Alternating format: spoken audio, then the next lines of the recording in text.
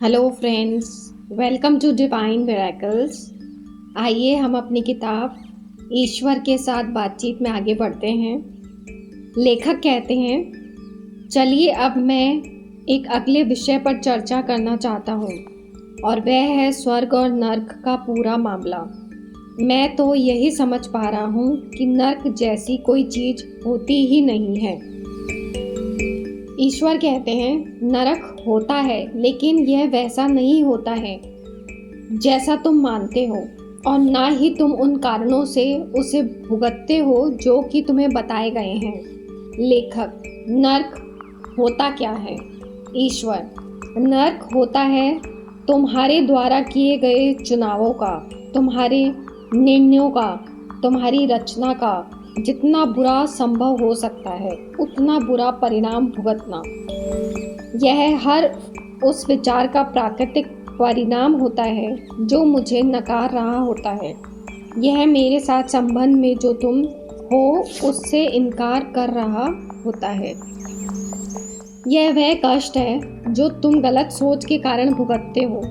हालांकि गलत सोच एक अनुपयुक्त शब्द है, क्योंकि गलत जैसी कोई चीज होती ही नहीं है। आनंद का विलोम नर्क है, अपूर्णता नर्क है। यह तो जानना कि तुम कौन हो और क्या हो, लेकिन उसे अनुभव न कर पाना नर्क है। जो तुम हो उससे कमतर होना नर्क है। यह है नर्क, लेकिन इसमें से कोई भी तुम्हारी आत्मा से बड़ा नहीं है।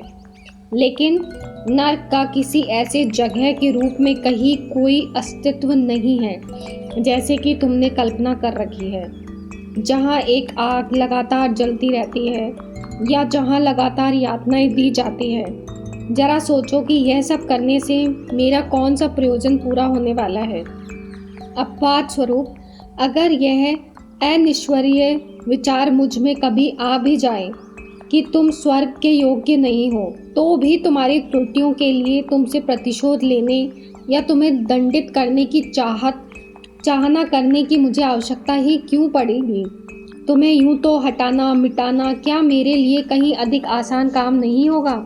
मेरी कौन सी प्रतिशोधी भूमिका यह चाहती है कि मैं तुम्हें इस तरह से और एक इतनी अधिक यातना में डाल दूं, जितना कि बयान भी नहीं किया जा सकता। अगर तुम कहते हो कि न्याय के लिए ऐसा करने की आवश्यकता है, तो क्या स्वर्ग में मेरा तुमसे बात करना बंद कर देना मात्र ही न्याय के लक्ष्य को पूरा नहीं कर देता? क्या तब कभी न थमने वाली कोई पीड़ा देने की आवश्यकता शेष रह जाती? मैं तुम्हें बता दूं कि मृत्यु के बाद तुम्हें ऐसे किसी भी अनुभव से गुजरना नहीं पड़ता है जिसका लंबा चौड़ा बखान तुम्हारे भय आधारित ग्रंथों में किया गया है। लेकिन फिर भी तुम्हारी आत्मा जब कभी इतना दुख, इतनी अपूर्णता, उस संपूर्ण के मुकाबले इतनी न्यूनता, ईश्वर के परम आनंद से इतनी जुदाई महसूस करती है, तो उसके लिए वह दशा ही नर्क बन जाती है। लेकिन मैं तुम्हें यह भी बता दूं कि ऐसे नर्क में मैं तुम्हें नहीं भेजता हूँ और ना ही तुम्हारे वहाँ पहुँचने का मैं कारण बनता हूँ। जब कभी भी और जैसे भी तुम ही अपने सर्वोच्च विचार से अपनी आत्मा को अलग विलग कर लेते हो, तब तुम स्वयं ही ऐसे अनुभव को रच रहे होते हो। जब कभी भी तुम अपनी आत्मा से विमुख हो जाते हो, जब कभी भी तुम वास्तव में जो हो उससे विरत हो जाते हो, तब तुम स्वयं ही नरक जैसे अनुभव को रच रहे होते हो। फिर भी यह अनुभव शाश्वत नहीं रहता है। यह शाश्वत हो ही नहीं सकता है, क्योंकि यह कोई मेरी योजना नहीं होती है कि तुम मुझसे जुदा हो जाओ कभी भी या हमेशा के लिए। दरअसल मेरी कोई भी बात असंभव है, क्योंकि ऐसी कोई घटना होने के लिए न केवल तुम्हें यह नकारना होगा कि तुम कौन हो, बल्कि मुझे भी यही करना होगा। लेकिन मैं ऐसा कभी नहीं करूँगा, और जब तक हम में से कोई एक भी तुम्हारे बारे में सत्य को थामे रहेगा, तब तक तुम्हारे बारे में सत्य स्थिर ही रहेगा। लेखक, लेकिन क्या अगर नर्क है ही नहीं, तो इसका मतलब क्या यह नहीं है कि मैं जो चाहूँ वह करूँ, जैसा चाहूँ वैसा करूँ, कुछ भी करूँ, और वह भी कर्मों को कोई सजा भुगतने के डर के बिना ही? ईश्वर, क्या तुम्हारे होने के लिए, कर्म करने के लिए और वह पाने के लिए जो कि तत्व सही है। डर का होना आवश्यक है? क्या अच्छा होने के वास्ते तुम्हें धमकाया जाना आवश्यक है? और यह अच्छा होना होता क्या है, इस बारे में किसी का कहा अंततः सही माना जाए। इस बारे में नीति निर्देश कौन तैयार करता है, नियम कौन बनाता है? कोई भी और कभी भी तुम्हारे गुण दोष का निर्धारण नहीं करेगा, क्योंकि ईश्वर स्वयं अपनी ही रचना के बारे में न्यायाधीश कैसे बन सकता है और कैसे उसे बुरा बता सकता है। अगर मैं चाहता कि तुम दोष रहित बनो और हर कर्म दोष रहित करो, तो जब तुम यहाँ आए थे तभी मैं तुम्हें पूरी तरह से दोष रहितता की अवस्था में ही यहाँ भेजता। तुम्हारे लिए जीवन की इस पूरी प्रक्रिया सार यह है कि जो तुम वास्तव में हो और जो वास्तव में होना चाहते हो उसका स्वयं अन्वेषण करो और स्वयं को रचो। लेकिन ऐसा तुम तब तक नहीं हो सकते जब तक कि तुम्हारे सामने कुछ और होने के विकल्प मौजूद ना हो।